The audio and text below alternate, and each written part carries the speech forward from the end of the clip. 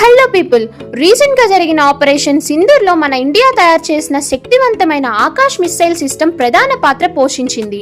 పాకిస్తాన్ నుండి వచ్చిన aerial attacks ను తిప్పికొట్టడానికి ఇది మన ఇండియన్ ఫోర్స్ కి చాలా పెద్ద సపోర్ట్ అయింది. ఆకాశ్ అనేది ఒక short to medium range surface to air missile.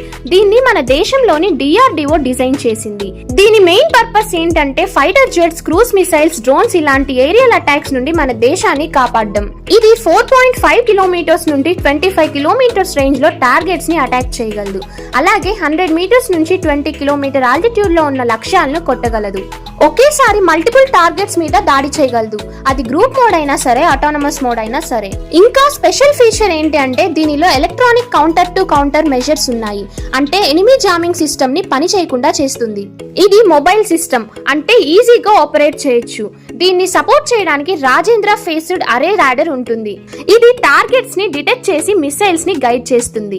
Interesting point ఏంటంటే 2022లో అర్మేనియా అనే ఫారిన్ కంట్రీ ఆకాశ్ సిస్టమ్ ను కొనుగోలు చేసిన మొట్టమొదటి దేశంగా నిలిచింది.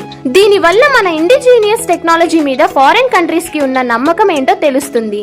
వీడియో నచ్చితే లైక్ చేయండి. ఇంకా ఇలాంటివి మరెన్నో తెలుసుకోవాలంటే తప్పకుండా మన ఛానల్ ని సబ్స్క్రైబ్ చేసుకోండి. జై హింద్.